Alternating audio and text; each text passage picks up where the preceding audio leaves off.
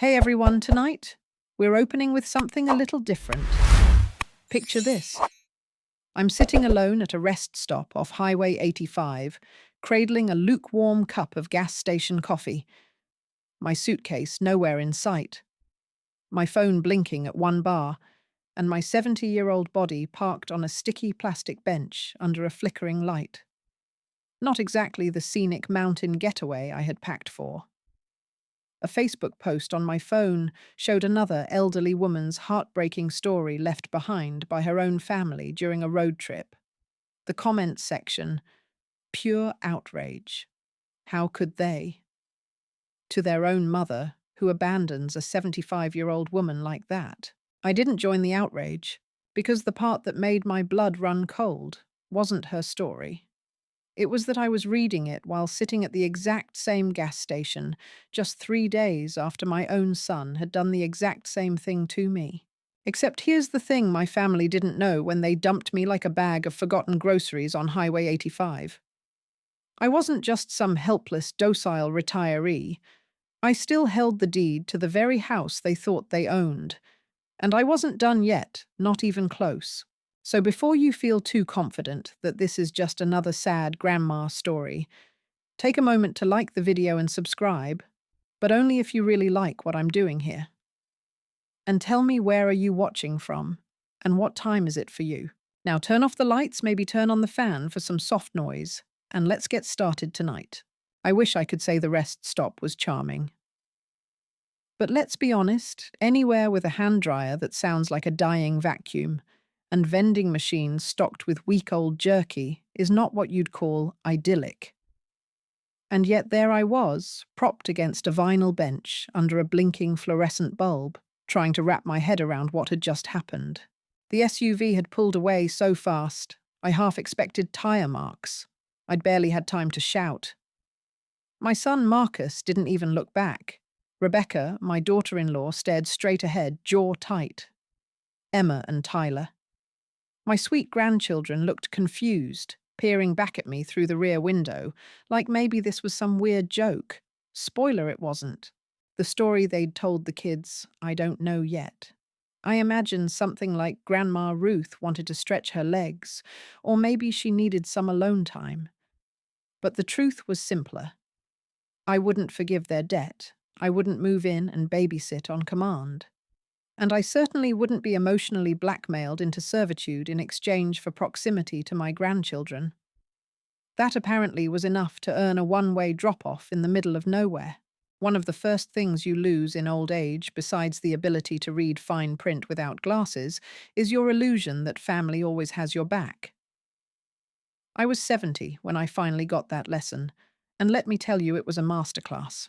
I sat with my back straight, the same way I had when I was teaching 3rd grade in Phoenix 30 years ago, and sipped bitter coffee that tasted vaguely like regret. There's something about gas station air that smells like burned popcorn and Lysol. It doesn't exactly inspire hope, but then, out of nowhere, a boy in his 20s with messy hair and kindness in his eyes walked up to me. He looked like someone who played bass in a band that hadn't quite made it yet. "Ma'am, you okay?" he asked. "You've been sitting here a while." I could have lied. I could have said I was waiting for a friend or taking a break from driving. But what was the point? I looked him straight in the eye and said, "My son left me here." Drove off with my suitcase, my meds, and my dignity. He blinked, like, left, gone. Zip. Bye-bye. I gave a half-hearted wave in the direction the SUV had disappeared. To his credit, he didn't ask dumb questions like, why or are you sure? Instead, he frowned and said, "That's seriously messed up." Agreed. His name was Jake. He worked the night shift at the gas station, hated it, but stayed because it paid for his community college classes. He got me a fresh coffee, one that didn't taste like old socks. Let me use the store's landline, yes, a landline, and even Googled the nearest Greyhound station for me. I hadn't seen that level of compassion from my own flesh and blood in years. "You remind me of my grandma," he said while dialing the bus line. "She raised me when my mum took off. She would have slapped me with her purse if I ever pulled anything like this. I smiled. Sounds like a smart woman. She was, he said. Taught me how to change a tire and bake lemon squares. And just like that, I felt a flicker of hope. Now here's a bit of old age wisdom for you. You find out who people really are when they think they don't need you anymore. You stop being mom or grandma and start being the lady who lives alone with decent credit and a fridge full of yogurt. And here's something off topic but weirdly comforting: vending machines in mountain towns are 47% more likely to stock root beer flavored licorice than anywhere else in America. Jake told me that. Anyway, as I sat at that gas station watching the sun dip below the pine ridges, I made a promise to myself. I wasn't going to let this be the last chapter. I wasn't going to go quietly into some beige retirement home with jigsaw puzzles and quiet weeping. I was going to make Marcus and Rebecca wish they'd left me anywhere but that highway. Because as the academic phrase goes, intentionality matters, and their actions weren't careless. They were calculated. And I still had cards to play. I took a deep breath. Tomorrow I would call my lawyer. But tonight I was going to finish this coffee watch the stars come out over Highway 85 and remind myself of something very important. I may be 70, but I've still got fight left in me. 6 months before the rest stop incident, I was living a very different life. I spent my days reading in the sunroom of my modest apartment in a Phoenix retirement community, playing bridge with women named Carol and Joyce, and politely declining invitations to join chair yoga. In other words, idyllic, predictable, boring in the best possible way. My idea of a crisis back then was when my favorite librarian retired and took her impeccable book recommendations with her. That all changed with one phone call. It was a Thursday morning. I had just brewed a fresh pot of hazelnut coffee and settled in with a mystery novel when my phone rang. Marcus. I smiled. I hadn't heard from him all week. Maybe he was calling to say the kids had made honor roll, or that Rebecca had finally gotten that promotion she'd been chasing. "Mom," he said, voice tight, "we're in trouble. Nothing prepares you for the sound of your grown son crying. It scrapes right through the years and lands directly in your chest, the same place it did when he was 6 years old and scraped his knee on the school playground." "What's wrong?" I asked, already moving to grab a pen and paper like that would somehow help. "It's the house," he said. "We're behind on payments. Rebecca lost her job and everything's just spiraling. We might lose it." He explained the situation. Rebecca had been laid off in January. The mortgage was overdue. The kids' school fees were piling up. The credit cards were maxed. And they had no one else to turn to. Old age wisdom for you. Every crisis sounds convincing when you hear it in your child's trembling voice. "How much do you need?" I asked, already calculating how much I could access from the savings I'd socked away since Charles died. Marcus hesitated. 80,000. He said it like it was a dirty word, like if he said it fast enough it wouldn't sting. That's the academic paradox, isn't it? The closer the relationship, the higher the ask, but the harder it is to say no. I told him I'd think about it, but the truth was, I already knew what I was going to do. I was going to help him. Of course I was. That evening, I poured myself a glass of wine and went through Charles's old files. He'd always been careful with money, except when he wasn't. There was still a chunk of his life insurance sitting in a high-yield account. We had always planned to use it for travel in our golden years, but those years ended when he did. And besides, who was I saving it for if not family? Still, I wasn't born yesterday. I'd spent years cleaning up after Charles's business ventures. I knew enough to cover my back. The next morning, I called Margaret, my lawyer. "I want to help Marcus," I said, "but I want it in writing." She drew up a simple but solid agreement. The $80,000 would be a loan. Repayment due in 2 years. No interest, I'm not a bank. But in the event of default, I would hold a lien on their house. "Fair, legal, and enforceable," Margaret said. "They default, you can call the loan. Worst case scenario, you recover the amount from the house." When I sent the paperwork, Marcus didn't argue. He was surprised, maybe even a little wounded. Mom, you don't trust me. I do, I said. But trust and documentation aren't mutually exclusive. He signed. I wired the money. And just like that, I went from sipping hazelnut coffee to betting most of my financial future on a promise and a piece of paper. For the first few months, everything felt hopeful. Marcus called every Sunday. Emma sent me crayon drawings in the mail. Tyler left me the world's most chaotic voice messages, 8-year-old stream of consciousness ramblings about soccer pizza and a squirrel that fell off the fence. They told me how the house was saved, how Rebecca was interviewing, how the kids were thriving. Every call made me feel like I had done the right thing. And for a while I believed I had. But here's another quirky, unexpected truth. Flamingos can only eat with their heads upside down. No connection to my story. I just think about that sometimes when I need to remind myself that the world is full of strange systems, like families. Because around month 4, those Sunday calls started getting shorter. Then they got skipped. Rebecca, who used to pick up the phone just to chat about recipes and garden plans, stopped being available. Marcus's updates were brief, businesslike. And when I offered to visit, there was always some convenient reason it wasn't the right time. His in-laws were visiting. The kids were overloaded with activities. Rebecca was on edge and needed a calm environment. Maybe next month, Mom. You know how it is. But I didn't. Not anymore. That was the first time I felt it, that eerie sensation that you've been nudged to the edge of your own family portrait. Still in the frame, but barely. I tried not to overthink it. I reminded myself they were busy, tired, young parents with too many responsibilities and too little rest. But a small voice inside me whispered something else. You're being managed, Ruth.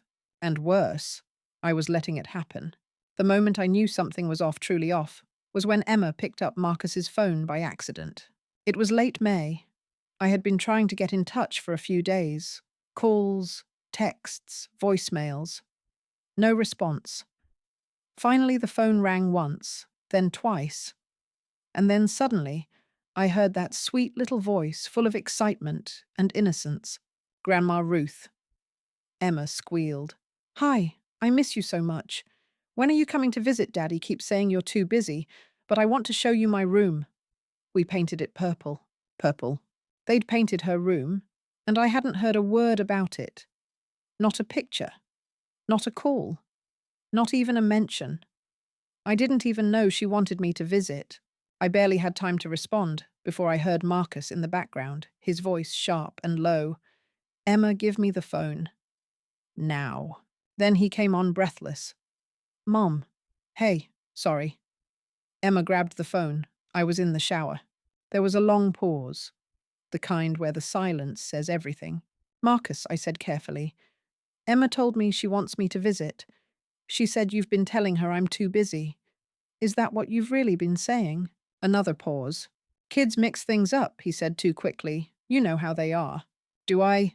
Look, Mum, I'm running late for a meeting. Can I call you back later? He didn't. Not that day. Not the next. When I finally got a hold of him 3 days later, he acted like the conversation never happened. Work's been insane, he said. Rebecca's stressed. The kids are swamped with school. It's just a crazy time. I wanted to believe it. I did. But deep down, I knew what was happening. I was being slowly, strategically phased out. Here's some old age wisdom. Love that needs managing isn't love. It's obligation dressed in manipulation. But I still wasn't ready to give up.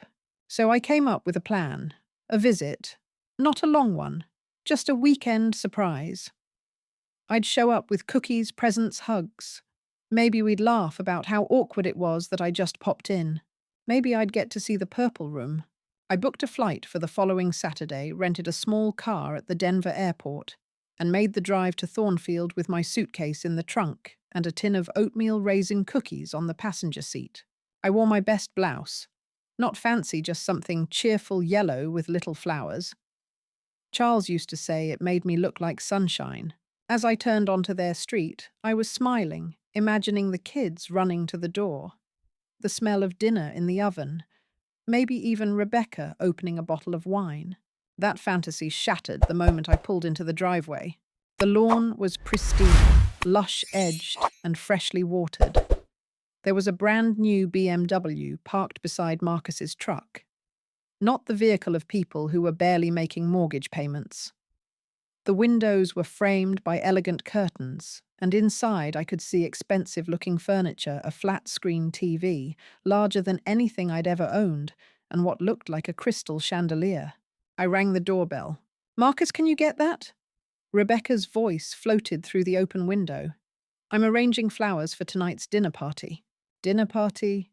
He opened the door and blanched. "Mom, what are you doing here?" "Surprising my son and grandchildren," I said with a smile I barely held together. "May I come in?" He hesitated for a second too long. "Of course," he said.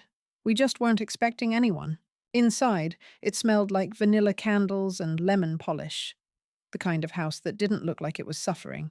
Rebecca appeared from the kitchen, hands still full of long-stemmed lilies. Ruth. What a surprise. I looked around. Everything gleamed. Every surface looked curated. It didn't feel like a home. It felt like a stage. "Where are the kids?" I asked. "Birthday parties," Marcus said quickly. "Separate ones. Both at the same time." Rebecca nodded smoothly. "Emma's at Madison's. Tyler's at a teammate's house. You know how busy their social calendars are." "Right."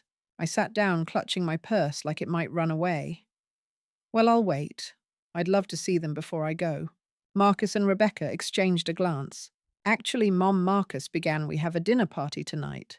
Friends are coming over in a couple hours. It's been planned for weeks."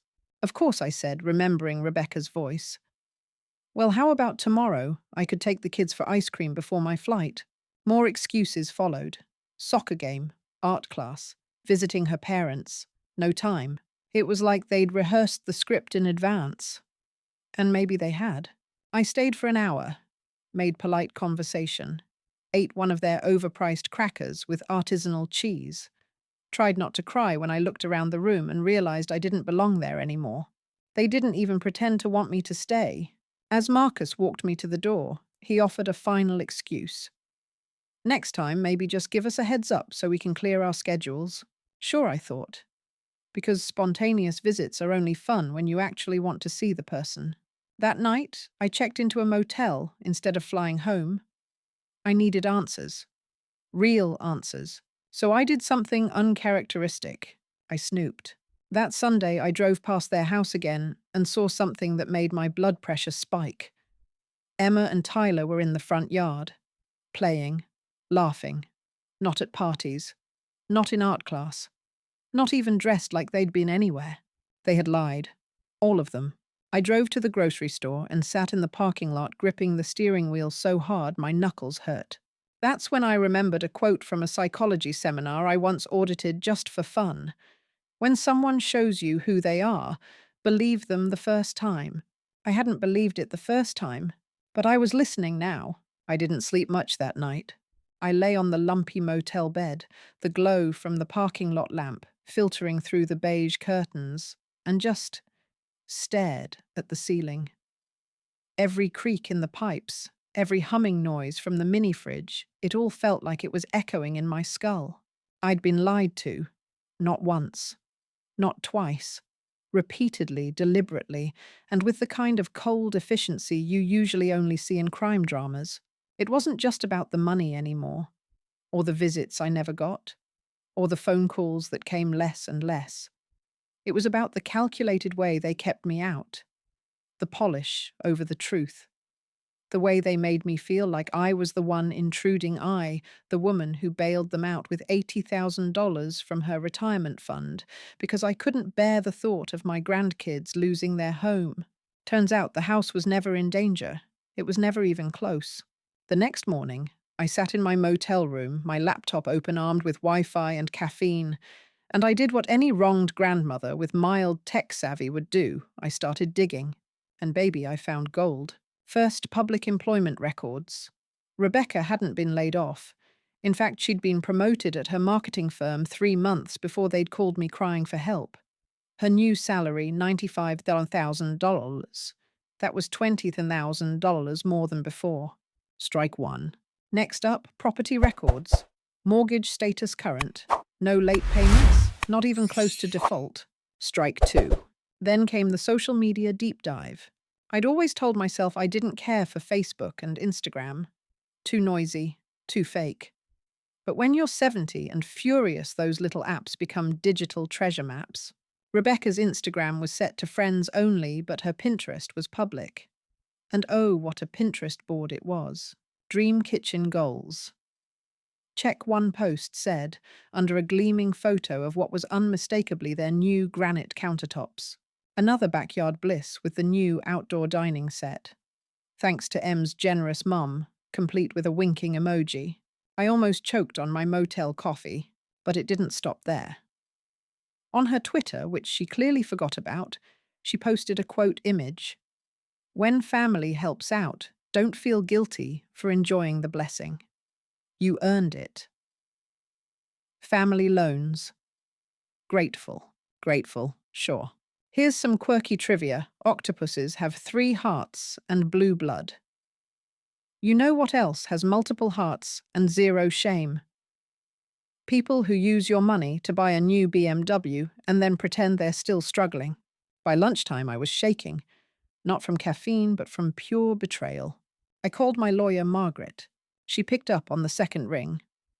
Ruth, everything okay? No, I said. I need to know what my legal options are if I decide to call in the loan. Today. She paused. You have every right. The agreement is airtight. If they haven't paid anything toward the debt and you feel the collateral is at risk, you can demand repayment in full. They'll have 30 days to comply. If not, you can force a sale of the house. I exhaled slowly.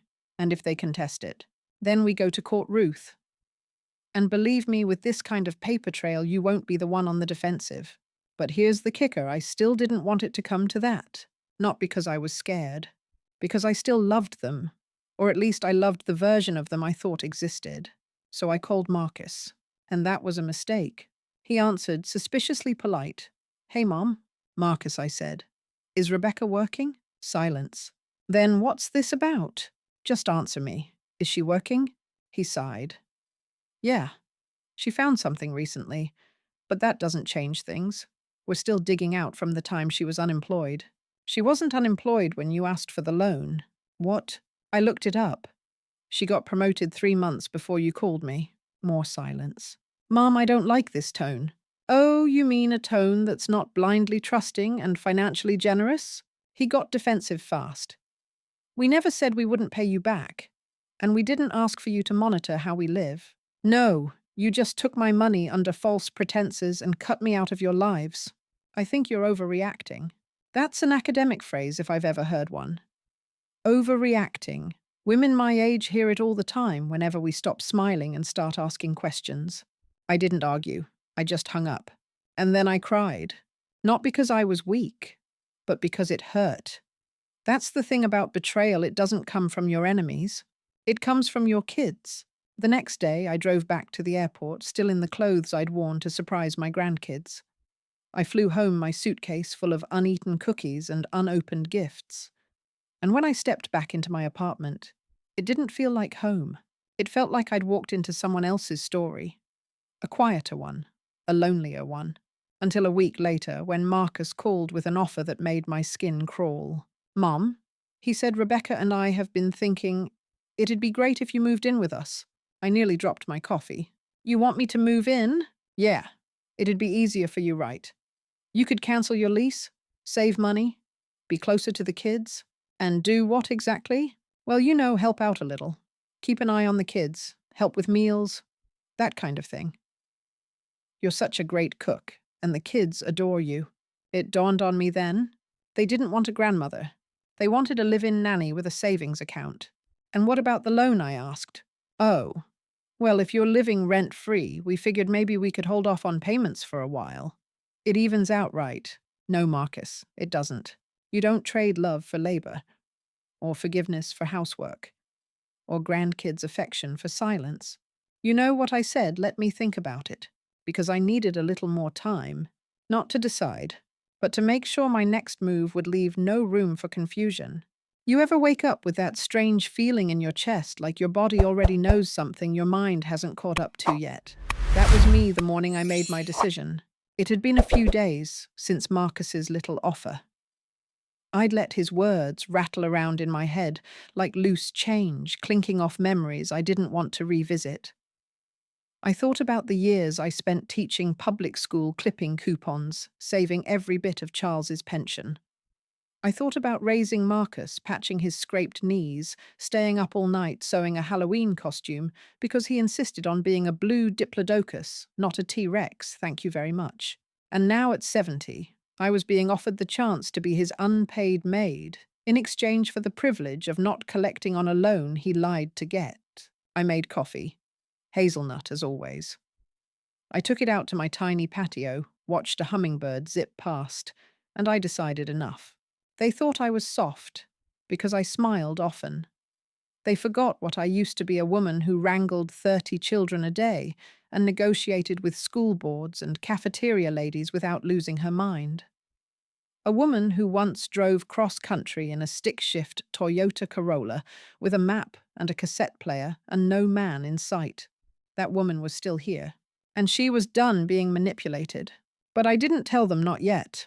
Instead, I played it calm, friendly even. I called Marcus the next day. You know, I said I've been thinking, maybe moving in isn't such a bad idea after all. He sounded surprised, but not suspicious. Really, wow, Mom, that's great. The kids are going to be so excited. I thought I could join you on that trip you mentioned. The one to the mountains. The family drive next week? Mm-hmm. Perfect time to bond, don't you think? There was a beat of hesitation, but he said yes. Yeah, of course. That'd be great. He had no idea. The morning of the trip, I packed light. Just a small bag with my essentials, and a second one I intentionally left behind, hidden under my bed. I wanted to see something. Test something. If they really planned for me to come along, or if I was just baggage to be discarded, I wore my most comfortable shoes, the ones I could walk miles in if I had to. I also tucked a tiny envelope into my cardigan pocket. Inside was a flash drive with all the evidence I'd collected, the employment records, the financial statements, screenshots of Rebecca's posts. Just in case. The SUV pulled up 15 minutes late. Typical. Tyler jumped out first, grinning ear to ear. Grandma, you're coming with us? Emma hugged me like she hadn't been told I was too busy for months. For a second, I let myself feel the joy. I kissed the tops of their heads and climbed in. Marcus didn't help me with my bag. Rebecca didn't even make eye contact. They played music and talked about gas prices and scenic overlooks, and I just sat there smiling, nodding, watching. Taking it all in like a detective at the last dinner before the big reveal. And then 4 hours in, like something out of a twisted movie, they pulled off the highway. Marcus yawned. Bathroom break. Everybody out. It was a rest stop, trees, vending machines, broken bench. Exactly the kind of place you forget in 5 minutes. I followed the kids into the restroom, splashed my face, checked the mirror. I didn't look like a woman about to be abandoned. But I was. When we came out, the SUV was gone. Gone. I looked around like maybe they were circling the lot. But no, nothing. The kids were confused, looking around. Then Emma's phone buzzed. A text from Rebecca. Grandma's staying behind for a little while. We'll pick her up later. Be good. Love you. Tyler read it twice and frowned. Why would you stay here, Grandma? We're going to see snow. I knelt down, hugged them both, and said quietly, sometimes grown-ups make strange decisions when they're scared. They didn't understand, but they hugged me tighter. A minute later, a silver sedan pulled up. An older woman in sunglasses got out and walked toward the kids. It was Rebecca's mother. Of course. I stepped back. The kids were shuffled into her car like carry-on luggage. No goodbye, no wave, just the cold click of doors and the sound of gravel under tires. And there I was, standing in the exact spot I'd read about in that Facebook post weeks before. Only this time, it wasn't some other poor woman's story. It was mine. I didn't cry. Instead, I pulled out my phone, connected to the weak Wi-Fi, and opened a secure folder. The one with all my documentation labeled simply the truth. Then I called Margaret. Margaret, I said it happened. They left me. There was a pause. Then you, ready to move forward. I looked out at the trees. The wind was soft. The air smelled clean. Yes, I said. Let's begin. I spent that night in the same gas station cafe where Jake, yes kind, Jake with the messy hair and community college dreams, worked his overnight shift. When he saw me walk back in, his eyes widened. Back again, he asked, half joking. Looks like this place, and I have a special relationship now.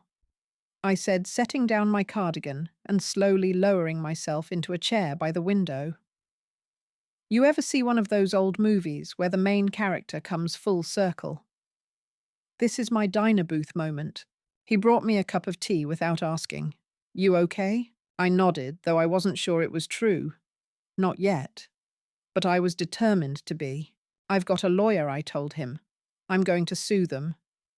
They defaulted on a legal loan, misused the funds, and now they've abandoned me again. Jake blinked. Whoa. Yeah, whoa. He sat across from me on his break. You know you don't look like someone who just got dumped on the side of the road. You look calm. That's age for you, I said. We learn to put our heartbreak in our back pocket and walk anyway. We sat in silence for a moment. You think they'll fight back? He asked. I smiled. Oh, absolutely. But I'm ready for that. What I didn't say, what I didn't admit, even to myself, until that night, was how much it still hurt.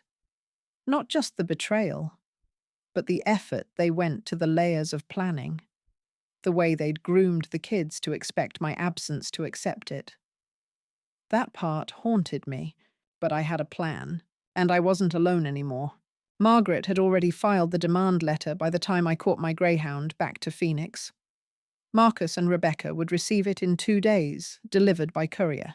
It demanded full repayment of the loan within 30 days, or I would begin proceedings to seize the house. I'd included all the documentation, every lie, every receipt, and I hadn't even played my strongest card yet. See, what Marcus didn't know, what I'd never told him, is that when Charles passed, he left me a trust fund, small but stable, and with it, a private investigator on retainer. Charles never fully trusted Marcus. I thought it was harsh back then. Now it felt prophetic. So I called the PI. His name is Seth, Margaret had said. Sharp, discreet, expensive, but worth it. I emailed Seth everything, the lies, the abandonment, the sudden switch from needy to lavish. And Seth, he dug deeper. What he found made my stomach turn.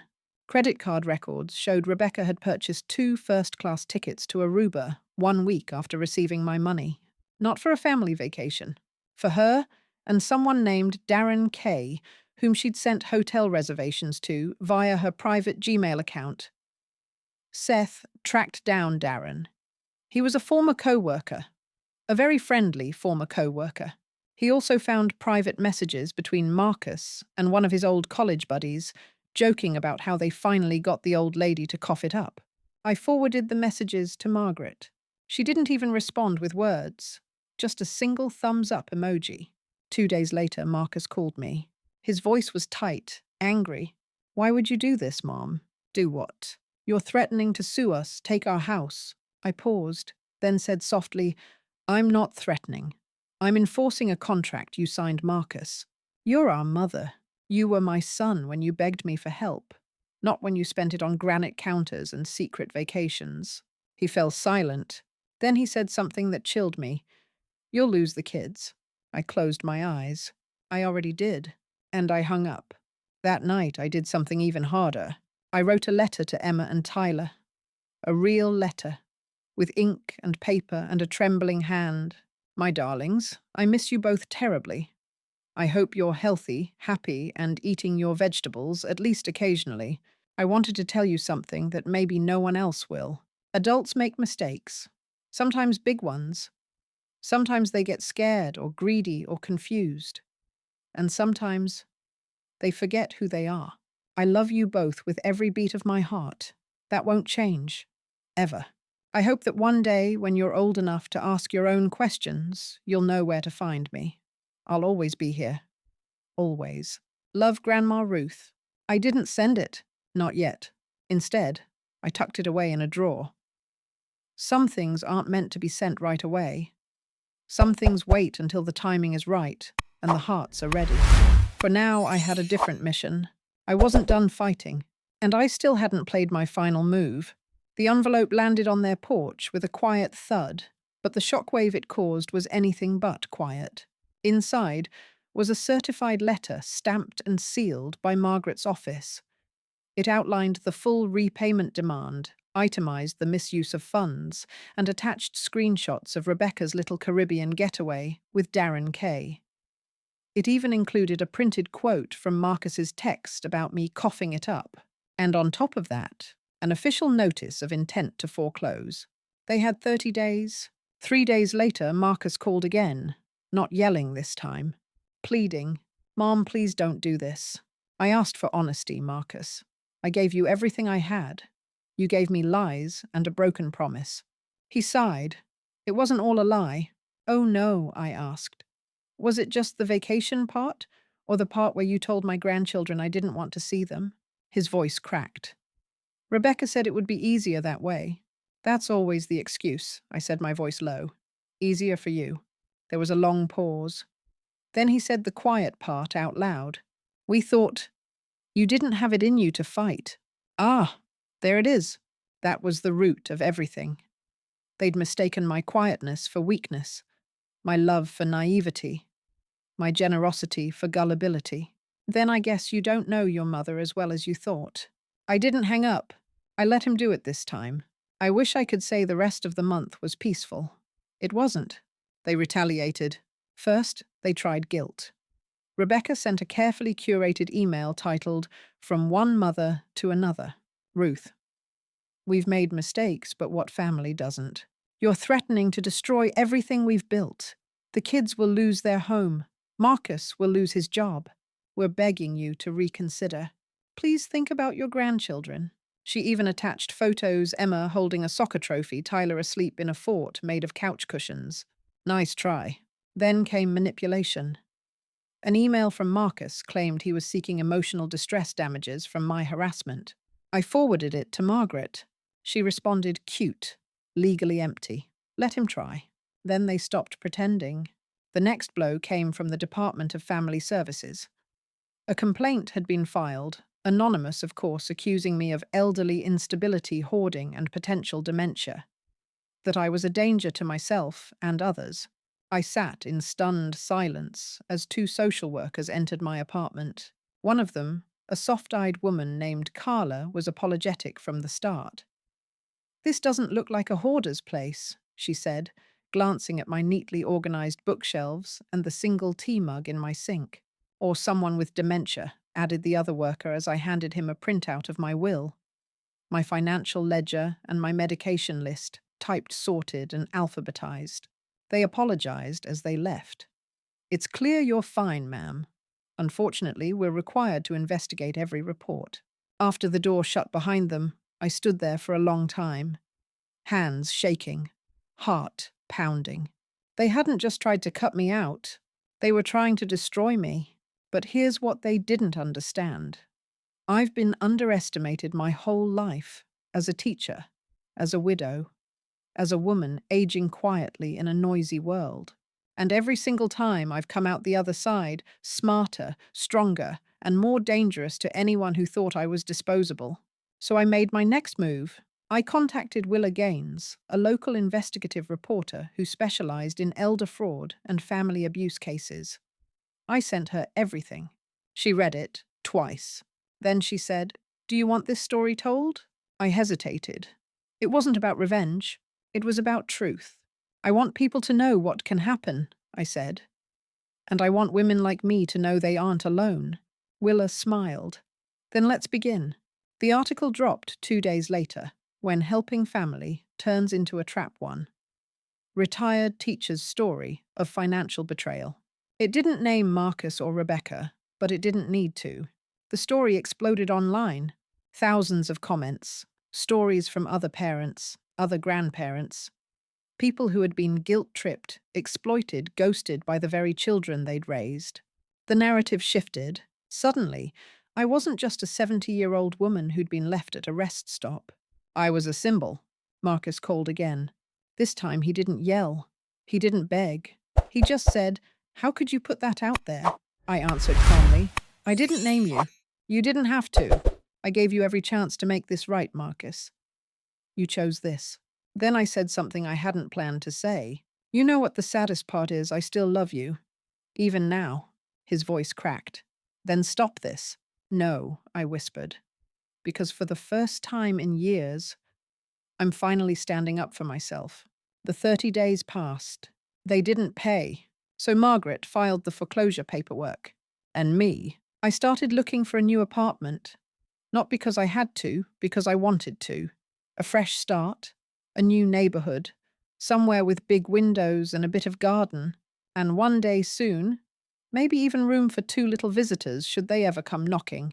Because yes, Marcus and Rebecca burned the bridge. But Emma and Tyler, the road to me will always be open. The foreclosure process moved faster than even Margaret predicted. Maybe it was because we had the full weight of the law on our side, signed contracts, bank records, the PI's findings.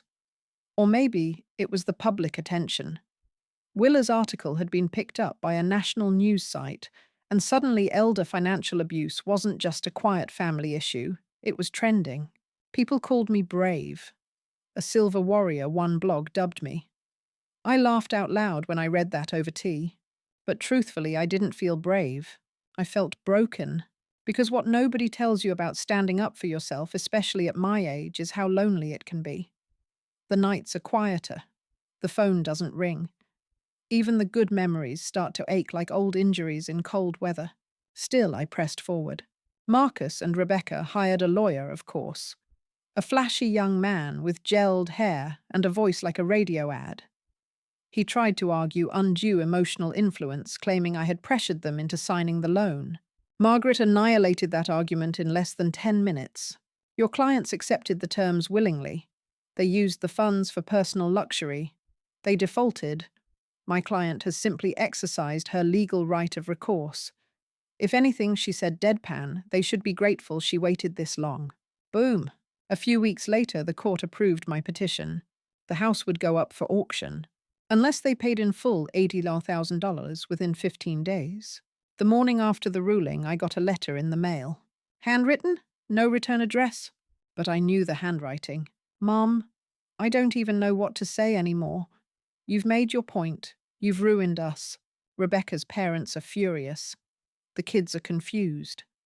I lost my job because someone recognized me from that article and said I was bad PR. Are you proud of this? Is this what you wanted?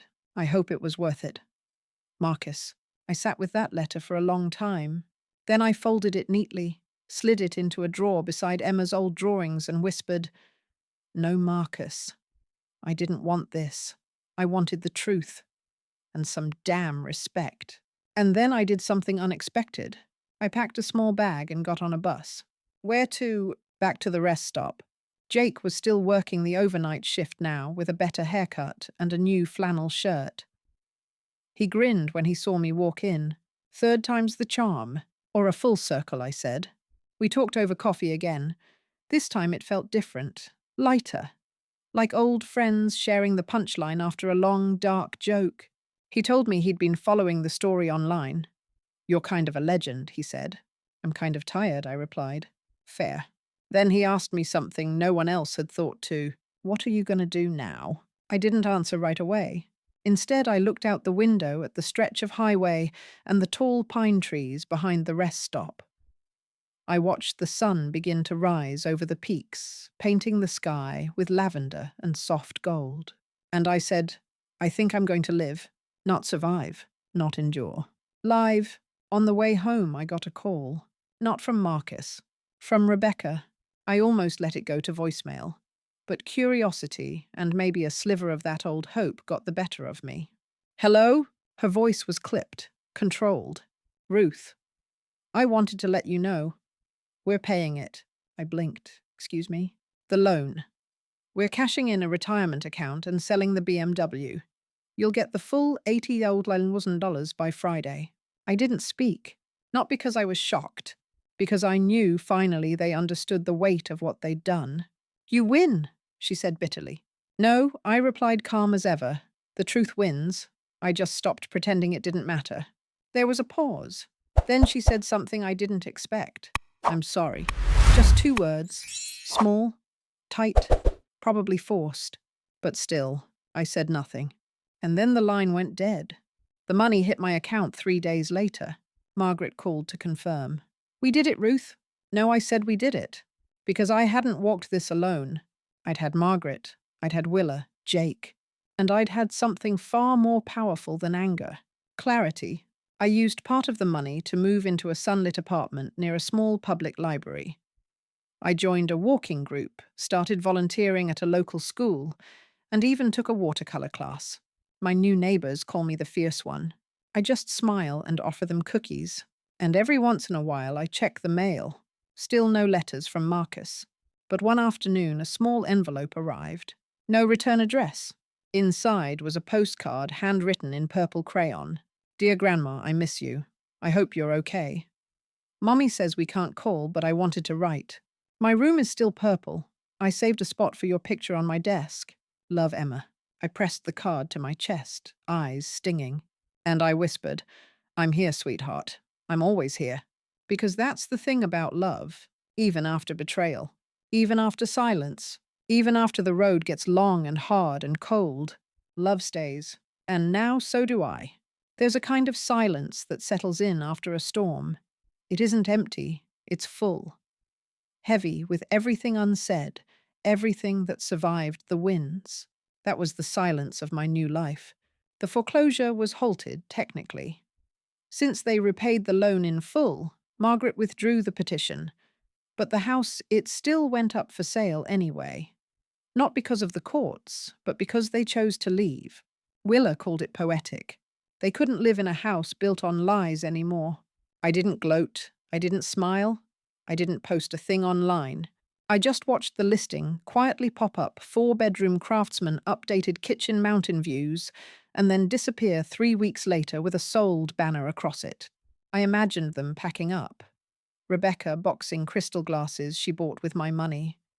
Marcus pulling down framed pictures of the kids. Maybe even Emma holding onto a photo of me, one of the few that hadn't been taken down. The news eventually moved on. Willa's next piece was about a widower who invented a community garden for Alzheimer's patients. The comments section was full of gratitude, admiration, and the occasional troll.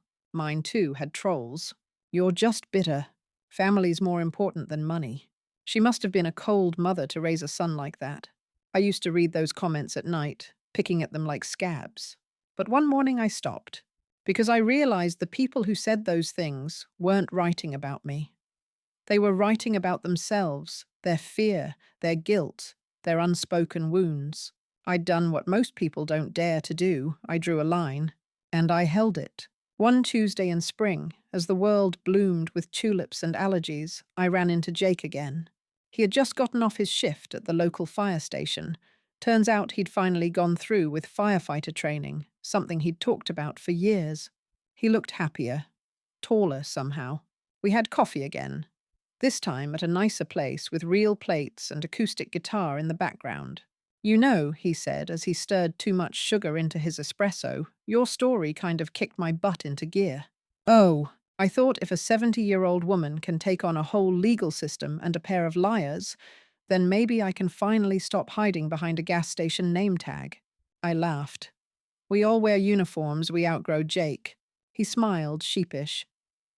"And hey, I saw your story got picked up by a podcast. You're famous now." I rolled my eyes. Semi-famous. Local librarian recognized me last week and offered to waive my late fees. "Well earned," he said. We didn't say it out loud, but there was a gentle warmth between us now. A comfort.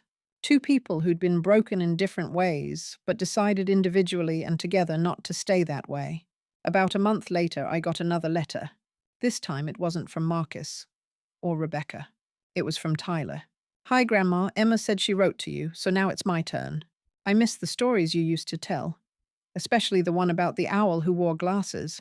I don't really get why we don't see you anymore, but I told Mom I want to. If you write back, can you send me a picture of you and Grandpa? I forget what he looked like. Love, Tyler. I held that letter for a long time. There it was again, that silence. Not empty, but full. Full of longing. Full of love trying to reach through the cracks. And I knew what I had to do. I sat down with a fresh sheet of paper and my favorite pen, the one Charles gave me for our 30th anniversary. Dear Tyler, I'm so glad you wrote to me. Grandpa would have loved that you remembered the owl story. It was his favorite too. I'll send you a photo, of course. And I'll tell you a secret, he wore glasses too. That's why the owl did. I miss you both more than I can say. And I hope someday soon we can read stories again together. Until then, remember, families can find their way back, even after they get lost. Love always, Grandma Ruth. I enclosed a photo of Charles holding baby Marcus, both in flannel, both smiling. I sealed the envelope, pressed it to my lips, and sent it off. Not because I had hope, but because they deserved to have some. And maybe, just maybe, that would be enough. Some betrayals never get an apology. Some wounds don't close clean. But I've learned something along the way. When people leave you by the side of the road, sometimes you don't chase the car. Sometimes you walk the other way. And you build something better. For yourself. For those who still believe in you. And for those who might someday come home. 3 months passed. Spring melted into summer.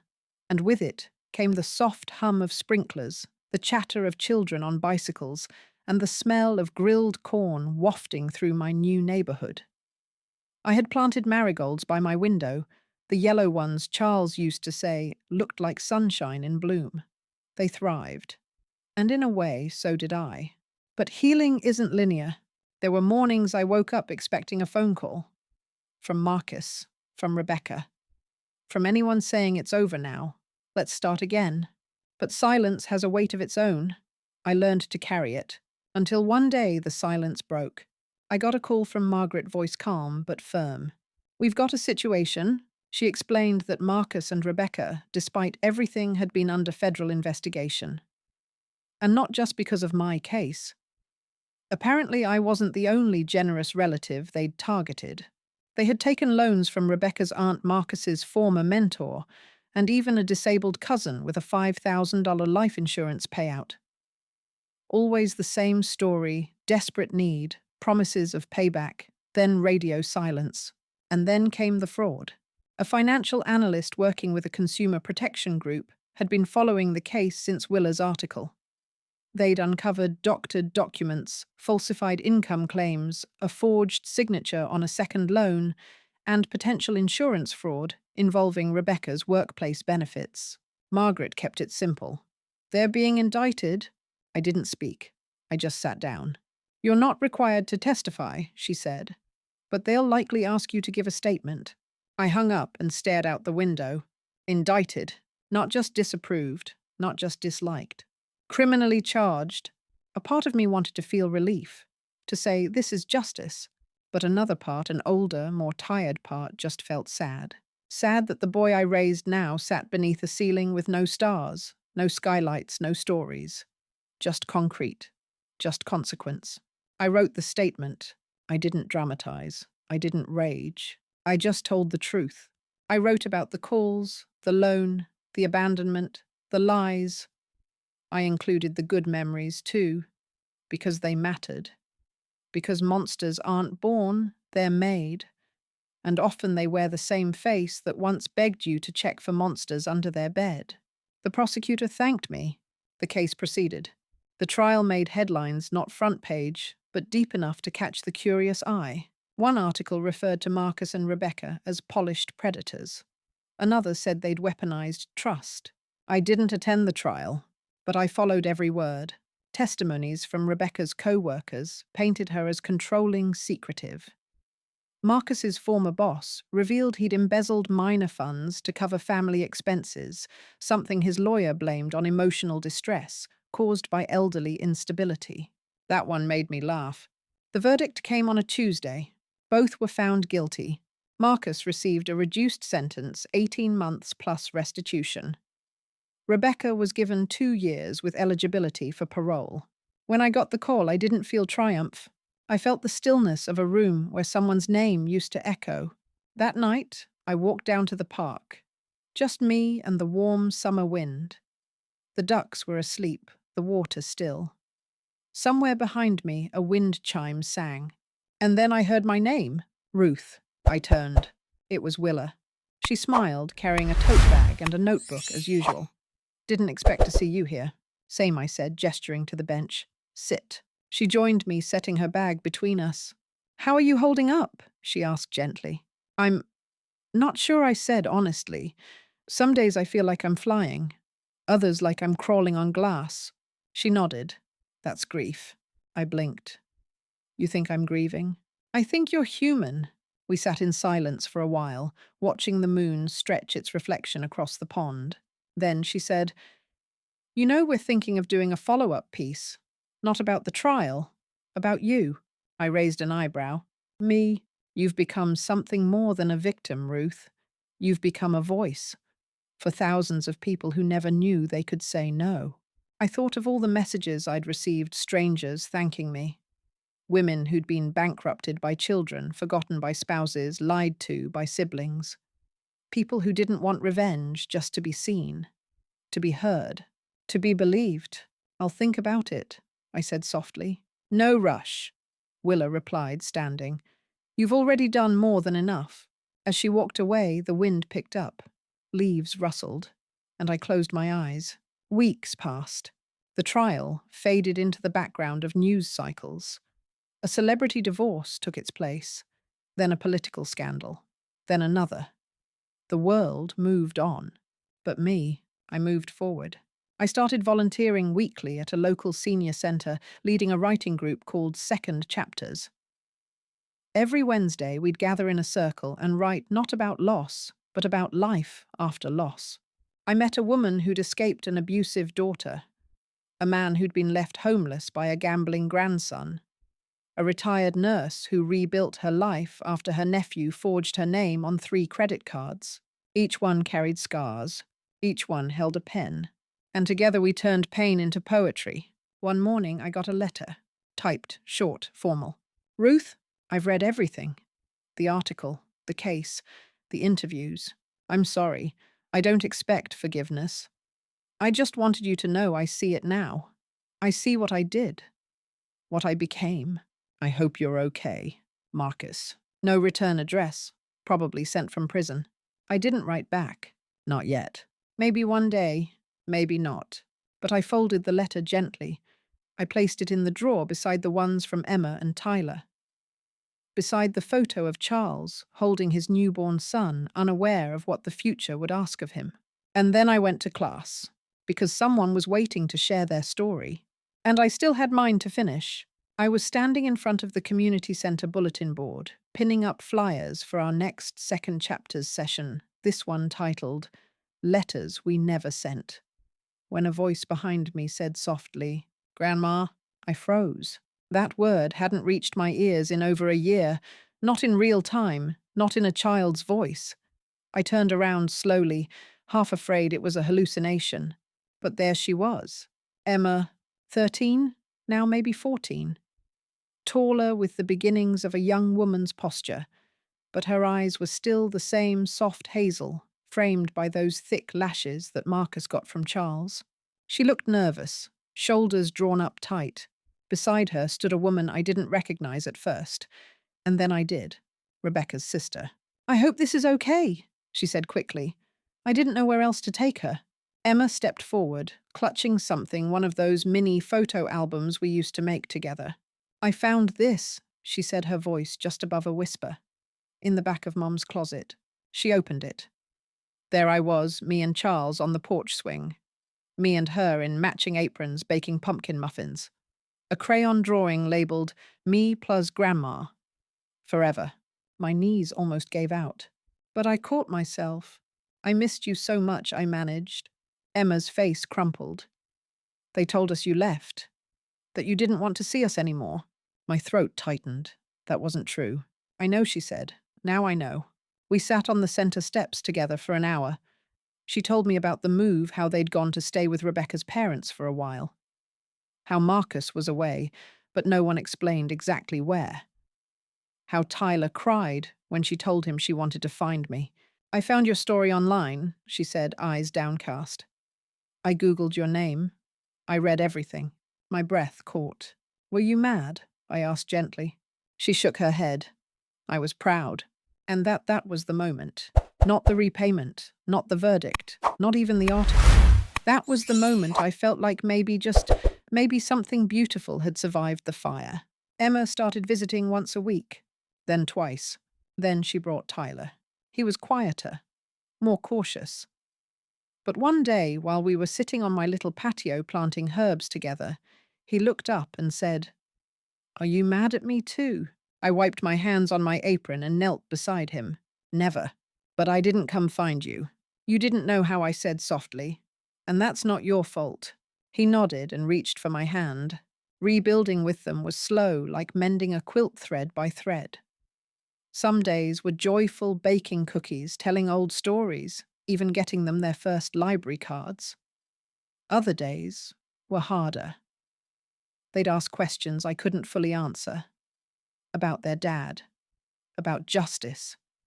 About forgiveness. I told them the truth gently. That people can make terrible choices and still be loved. That love and trust are not the same thing.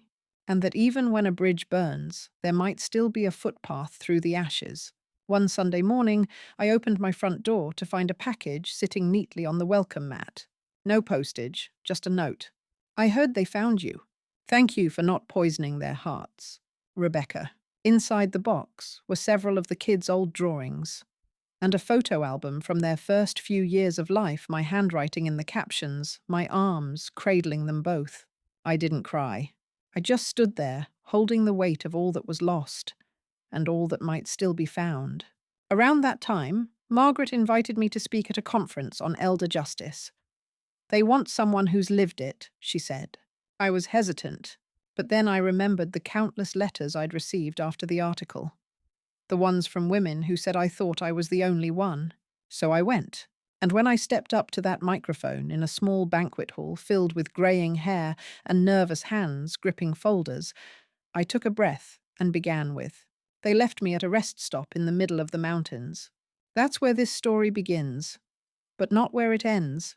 And I told them everything. The loan, the betrayal, the lawsuit, the letters, the children. When I finished, people stood. Some cried. One man came up after and whispered, "You gave me courage to press charges against my own son. I'm sorry it happened to you, but thank you for surviving it." I smiled. I didn't just survive it, I rewrote it. That fall, Emma turned 15. She asked if she could have her birthday party at my place. Just a quiet tea party with books and cookies and mismatched china cups from the thrift store. I said yes, of course. At the party, as she blew out the candles, she glanced at me, and I swear in that flickering second, I saw something stronger than forgiveness. I saw understanding. That's what healing does. It doesn't erase, it doesn't excuse, but it clarifies, and it clears a path forward. I still don't know what will happen with Marcus. He's due for release next year. Maybe he'll write. Maybe he won't. Maybe I'll respond. Maybe I won't. But I've made peace with not knowing, because what I do know, what I hold in my hands every day, is enough. A garden blooming. A classroom of elders writing stories. 2 grandchildren who laugh in my kitchen. And a life that for a while was almost taken from me, but which I took back. Every quiet morning I sip my tea by the window and whisper the same thing to myself. I am not what they did. I am what I chose after. Autumn came gently like an old friend, settling into a familiar chair. The air grew crisp, and the trees around my apartment turned brilliant shades of amber and rust. I found myself walking more through the park, past the cafe. Jake now managed even wandering into little antique shops, just to run my fingers over things with stories I'd never know. That's the thing about healing, it doesn't scream its arrival. It just shows up, quietly, like breath returning. One Tuesday morning, while helping Tyler with a school project about family legacies, he asked a question that caught me off guard. "Grandma, what's something you've done that you're proud of?" I smiled, thinking he meant my teaching career. or the volunteer writing group, or even surviving everything I'd endured. But before I could answer, he said, besides standing up for yourself. He knew. He really knew. I looked at him, hair sticking up from sleep peanut butter on his cheek, and I realized in that moment I hadn't just protected myself, I'd protected him and Emma from a narrative where silence was safety, where love meant surrender, where adults never admit their children can harm them. That weekend, Emma stayed over again. She curled up on the couch with a blanket and asked if we could watch Little Women, my favorite version, the 1994 one, thank you very much. Halfway through, when Joe says women have minds and souls, as well as just hearts, Emma paused the movie and turned to me. That's you, she whispered. I nearly wept. Not because she compared me to Joe March, but because she saw me. All of me. Meanwhile, Second Chapters was thriving. What started as a small writing circle now had 15 regulars. We moved from poems and letters into storytelling, oral histories, short fiction, even plays. One woman in her 80s wrote a monologue about forgiving her sister after 30 years of silence. A retired carpenter wrote a fantasy novel where the hero was a widowed grandfather who saved a magical kingdom using nothing but kindness and a hammer. They laughed louder, sat straighter. They were no longer people waiting out the years. They were authors of their own endings. One evening, Jake showed up at my door with a picnic basket. No special occasion, he said, smiling. We ate on my little patio cheese crackers, strawberries, and sparkling water that tasted vaguely like lime and hope. The sun set in slow motion. The cicadas sang back up. He looked at me, eyes steady. I know I've said it before, but you changed me. I raised an eyebrow. You make that sound dramatic. It was dramatic. I was sleepwalking through my 20s. Then you walked into my gas station like a tornado in orthopedic shoes and flipped my entire worldview. I laughed. I wore sneakers that day. Exactly. He reached across the table and took my hand. His was warm, grounded. You ever think about starting over? I blinked. At 71. He grinned. You're not dead. Not yet, I said, but my voice was soft, open. We didn't talk about love, or relationships, or labels. But when he kissed my cheek that night before leaving, I didn't stop him. And when he texted me later, I felt 17 again, thanks to you. I smiled at the screen like a teenager myself. But not everything was simple. One morning, I got a call from the Department of Corrections. Marcus had requested a supervised phone call. Just 5 minutes. At first I said no. I had nothing to say. No need to reopen wounds that had miraculously started to scar over. But Emma found out, and she asked so gently, would it help you, Grandma, not him? You. And so I said yes. The line crackled, a delay. And then, hi, Mom. I didn't reply right away. He sounded older, tired, like someone who'd finally stopped pretending. I wanted to say I'm sorry, he said. Not for the legal stuff. Not even just for the rest stop. For everything. For making you small so I could feel big. For forgetting who raised me. My throat closed. I know I broke something, he continued, and I don't expect you to fix it. But I needed to say, you were right. Silence. Then I said thank you. That's all. 5 minutes passed quickly. When the line went dead, I sat still for a long while. The wind outside rustled the curtains. Somewhere down the hall, someone was playing a piano badly. And I let myself cry, not because I forgave him, but because he finally told the truth. I didn't tell the kids about the call. Not yet. Some truths arrive in pieces. And sometimes the most loving thing we can do is wait until the world's a little softer. But I wrote it down. In my journal. In the letter I keep updating for them just in case. The one that begins. If you're reading this, it means I'm no longer here. But don't worry. I left you more than memories. I left you this story. And the story isn't about a betrayal. It's about what comes after. That night, I stood on my balcony watching stars bloom into the sky like tiny declarations. And I whispered, not to Marcus, not to Rebecca, not even to myself, to the world, to the women still waiting at metaphorical rest stops, to the grandmothers and mothers and daughters who wonder if it's too late. I whispered, "It's not too late. Not to walk away. Not to come back. Not to begin again." Winter came early that year. Not with fury, but with a softness that surprised me, like life was offering a quiet exhale after all the breathless months before. Snow dusted the eaves outside my window. The marigolds had long since wilted, but Tyler and I had planted bulbs beneath the soil, and I knew come spring colour would return. He asked me once if I believed in second chances. I told him I believe in third and fourth ones too, just not at the cost of your soul. It was a Tuesday when I got the letter from the warden. Marcus was being released in 6 weeks. Early, due to good behaviour and a completed vocational program. He had asked if I might be willing to meet just once. No expectations, no pressure. I stared at the letter for a long time. Then I folded it and slid it into my desk drawer. Not a no, not a yes, just not now. Because some wounds don't reopen, they pulse, quietly. Reminding you that healing isn't about forgetting, it's about learning how to walk with the limp. The world kept turning.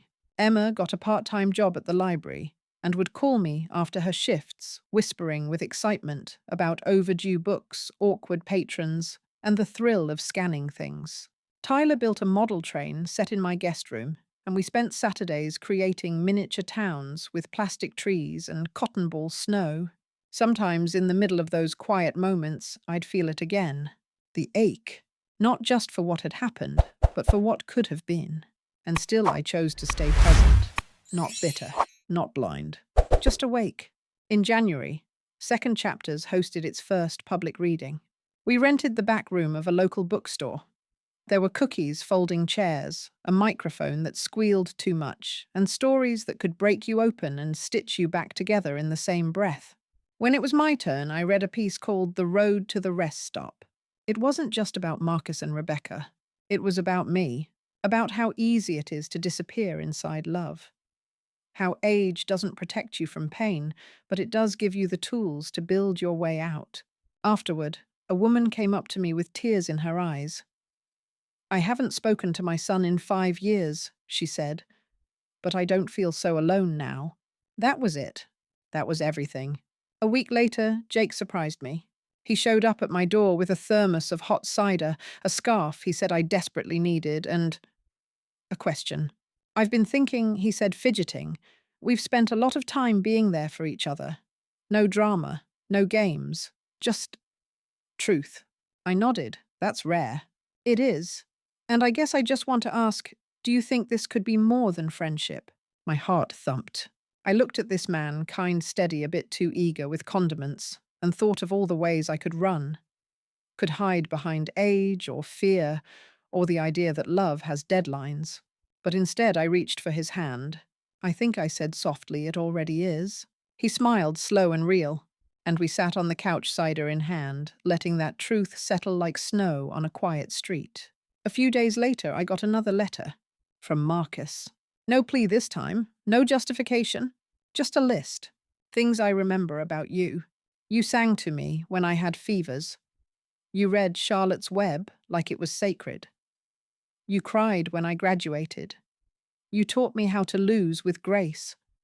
You forgave too easily. You fought harder than anyone expected. I'm not asking for anything. I just wanted to tell you I remember. I read it twice. Then I put it in a box with the others. And I cried not out of anger or grief, but gratitude. Because even the people who hurt us carry pieces of who we were together. And sometimes they remember the good pieces too. That weekend, I stood on my balcony and watched Emma and Tyler build a snowman in the courtyard below. They were laughing, slipping on patches of ice, arguing about what kind of nose it should have, carrot or button. I chose neither. I chose to remember the sound of their laughter, and for the first time in a long, long while, I felt light. Not because everything was fixed, but because I was no longer broken. In the end, the story wasn't about Marcus and Rebecca. It was about a woman who refused to disappear, who reclaimed her voice, who planted bulbs beneath frozen soil because she still believed in spring, who sat at the edge of a world that told her she was too old to matter, and whispered back, "Watch me." I never did meet Marcus after his release. Not because I couldn't, because I didn't need to. Some endings don't require a closing conversation. Some chapters don't get a neat bow. And that's okay. He moved to another state, I heard from Rebecca's sister, who sometimes brings the kids by after school. Apparently, he's working in a warehouse and attending some kind of restorative justice program. She told me he keeps a photo of you in his wallet, from when he was 10. I nodded, said nothing. Inside, I felt something shift. Not forgiveness, but peace. In the months that followed, life settled into something soft and full. Emma graduated early and got a scholarship to study literature. She gave her valedictorian speech with shaking hands and a line that nearly undid me. We are not what others do to us. We are what we choose after. She looked right at me when she said it. Tyler got braces and his first crush in the same week. He called me in a panic about both. Jake started leaving his toothbrush at my place, then a drawer of socks. Then, well, we never called it moving in, but it happened. Quietly. Like all good things in my life seem to now. And me. I kept writing, kept planting, kept teaching. The Second Chapters group published an anthology. We called it Still Here Stories of Survival and Starting Over. At the launch party, someone asked if I ever regretted telling my story so publicly. I thought of all I had lost, and all I had reclaimed. No, I said. Because someone somewhere is still sitting at that rest stop, wondering if they deserve more than what they've been handed. And you want them to know they asked. I smiled, that they're not alone. And it's not too late. Spring came back just as I knew it would. The bulbs Tyler and I planted burst through the thawed soil yellow tulips, bright as joy. Emma helped me string fairy lights across the balcony. Jake built a little bench out there just big enough for two. Sometimes we sit there in the evening, holding hands and watching the stars blink on like someone slowly flipping the lights of the universe. One night, as the wind moved through the trees, he asked, "If you could go back to that moment when they left you, what would you do differently?" I thought for a long time, and then I said nothing. He looked surprised, because that moment showed me everything I needed to know, not just about them, about me. He squeezed my hand. "You're stronger than most people I've ever met." I smiled. "No, I'm just done pretending I'm not. I think about Charles sometimes. I wonder what he'd say about all this. About our son. About the road I've walked since he left this world. I imagine he'd take my hand, kiss my forehead, and say what he always did when life got hard. You're doing better than you think, Ruth." And maybe finally I'd believe him. One Sunday afternoon, I sat with Emma on the porch swing. The same kind we used to have at the old house. She rested her head on my shoulder and said, "You know, I think this is my favorite version of you." I laughed. "What does that mean?" "I mean, you've always been my grandma, but now you're also kind of my hero." Tears stung my eyes, but I held them back. Because for all the pain, the loss, the betrayal, somehow love had survived. Not in the way I expected, but in the way I needed. And if someone were to ask me now, at 72, what my greatest accomplishment is, I wouldn't say surviving betrayal, or winning a lawsuit, or rebuilding a life from the wreckage of family. I'd say becoming a woman who refuses to disappear. A woman who believes the second half of the story can be the best part. A woman who knows the end is not the end. It's just the page where you stop letting someone else hold the pen. It was Emma's idea to go back. One crisp October morning, she showed up on my porch with a folded map, a thermos of chai, and a mischievous twinkle in her eye. "Let's take a road trip," she said. I laughed. "You want me to get back in a car and head up into the mountains after everything that happened?" She nodded. "Exactly."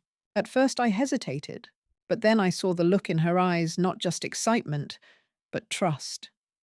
Trust that the past no longer owned me, that this time I'd be in the driver's seat. So I packed a sweater, my notebook, and a bag of lemon drops. And we went.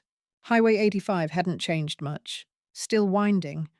Still flanked by tall pines and flickering shadows. But the way I moved through it was different now, no longer braced for pain. Just aware. We stopped at the rest area around noon. The same one, the same picnic table, the same vending machines humming under flickering lights. I stood there for a moment, unsure what I expected, ghosts maybe, echoes of abandonment. But what I found was something else entirely. Stillness, clean and cold like a deep breath after a long cry. Emma walked beside me, silent for a while. Then she asked, "Does it feel different now?" I nodded, because I'm not the one who was left behind anymore. She took my hand. "You never were." We sat at the old bench, sharing sandwiches and stories. She told me about college applications. I told her about a new poem I was working on. And then, out of nowhere, she said, "You saved us, you know." I looked at her, startled. "What do you mean? If you hadn't spoken up, hadn't stood your ground, we wouldn't be here. Tyler and I would have grown up thinking love meant silence, that letting people hurt you was normal." I swallowed hard. "I never wanted to hurt you too." "You didn't," she said. "You showed us how to protect ourselves, how to rebuild. That's love too." I turned my face away, blinking quickly. Before we left, I took out a small stone from my bag. A smooth river rock, about the size of my palm. I'd written something on it in indelible ink. "I'm still here." I placed it gently at the base of the picnic table, not as a memorial, but as a marker. Proof that I had come back, not as a victim, not as a cautionary tale, but as someone who chose to return strong and whole. We drove home in the golden light of afternoon, the mountains shrinking behind us, like distant memories finally laid to rest. Back in town, Jake was waiting on the porch, coffee in hand, arms wide. Emma hugged him, like she'd known him forever. And maybe in a way she had, because the people who walk with you through fire, they become family, chosen, earned, kept. That night, I sat on the balcony alone. The stars were out bold and clear. Below, the world whispered through the trees, the wind, the laughter of children somewhere beyond the street. And I thought, this is what a life looks like after reclamation. Not perfect, not painless, but mine. So here is my ending. If you've listened this far, you know the worst parts already. You've heard the betrayal. You've watched the unraveling. But I hope you've also seen the becoming, because that's what matters most. That I became something more than what they did to me. That I became someone who didn't flinch when facing truth. Someone who learned that boundaries are love too. That silence can be broken. That it's okay to walk away, even from the people who share your name. And if you, dear listener, are standing at your own rest stop, heart in your hands, unsure of whether anyone will come back for you, let me be the voice that says, you don't have to wait. You are allowed to leave. You are allowed to begin again. Even now, even here, even at 72, because the road doesn't end at betrayal. It begins with you choosing to write the rest of your story on your own terms. And if no one's told you yet, let me be the first. You are not broken. You are blooming. Always. If you've stayed with me until now, thank you. Thank you for listening to a story that didn't start with triumph and didn't promise easy answers. You've walked beside me through silence, sorrow, and strength, through the cold edge of betrayal and the quiet bloom of something softer, resilience maybe, or clarity. People often think that getting older means shrinking, fading, disappearing. But I've found the opposite to be true. Aging, in its quiet way, peels back all the noise. It shows you who you are when the titles fall away: mother, wife, victim, provider. What remains is the raw shape of your soul.